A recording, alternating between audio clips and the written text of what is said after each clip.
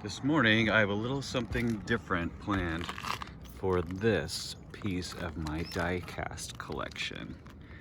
Come with me, 1957 Nomad. And here you have it. Notice, this is my 57 Nomad that's been sitting on the top of my roof for over 9 years here in Phoenix, Arizona, where the elements are pretty brutal. Notice there's a little bit of paint left on the passenger side because that's been primarily shaded.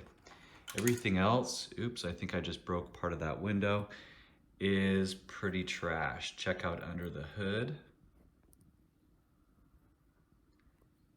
And then I went on eBay because even though this is probably 20 years old, 30 years old, I don't know, they still sell them. They've gone up in price. I think I paid 20 bucks for this one and 50 bucks for this one, but it came in the box, completely put together. So I'm not sure what I'm gonna do with it. Maybe put the old one in the box, maybe swap out the glass and chrome from the new to the old and leave the paint alone. I don't know. What do you guys think?